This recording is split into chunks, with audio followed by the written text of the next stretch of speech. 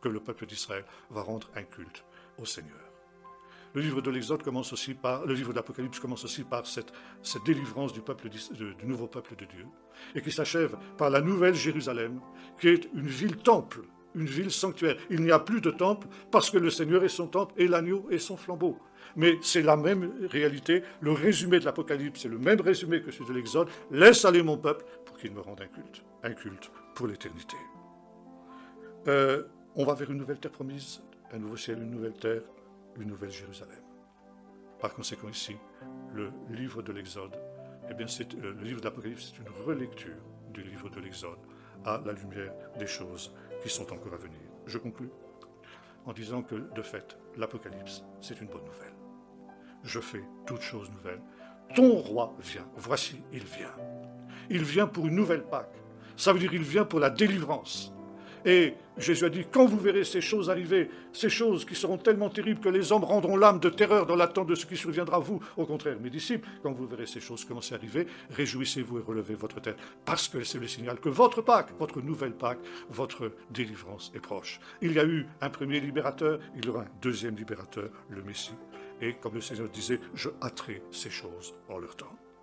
Le danger, c'est l'assouplissement spirituel.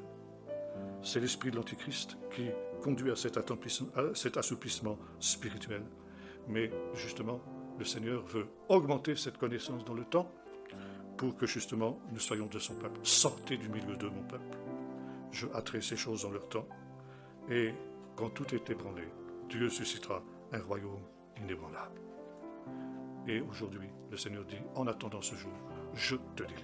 Aujourd'hui, eh bien, tu peux sortir d'Égypte. Il y a un appel à la liberté. Nous sommes dans un monde, et nous aurons l'occasion d'en reparler, qui nous rend de plus en plus esclaves. Mais le Seigneur veut nous libérer. Et voyez-vous, la liberté, cette grande liberté à laquelle nous sommes appelés. Parce que le livre de l'Exode, comme le livre de l'Apocalypse, c'est le livre de la liberté.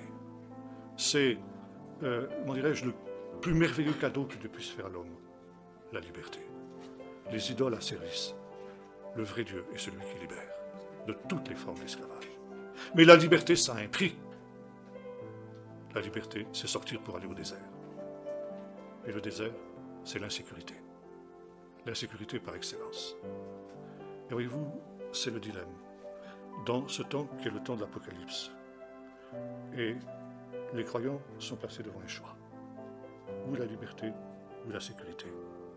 On ne peut pas avoir l'un comme l'autre. Il faut choisir. Si on choisit la liberté, alors on entre dans l'insécurité du désert. Et aujourd'hui, les pharaons de ce monde, les antichrists, essayent de nous promettre toutes sortes de sécurité en échange de notre liberté. Et l'homme moderne aujourd'hui est prêt à vendre sa liberté en échange de la sécurité. Et c'est notre choix. Sortez du milieu de mon peuple. Sortez au désert dans l'insécurité. Et finalement, ce sentiment d'insécurité, c'est un faux sentiment d'insécurité. Car Dieu est celui qui marche devant toi dans le désert.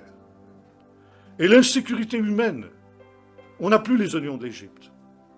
On n'a plus la garantie de, finalement, que tous nos besoins soient fournis. Que mangerons-nous, que boirons-nous? Mais Dieu est celui qui sait que tu en as besoin. Et lui qui nourrit les oiseaux, il te nourrira de la manne dans le désert. Il fera jaillir l'eau du rocher. C'est une marche par la foi. C'est une marche dans les promesses de Dieu. Aujourd'hui, je sors d'Égypte. Sommes-nous prêts à sortir de nos Égyptes, dans la liberté que Dieu nous promet, et à abandonner les sécurités de ce monde, pour que Dieu seul soit notre unique et notre seule sécurité? C'est le défi qu'est lancé à l'Église de ce temps.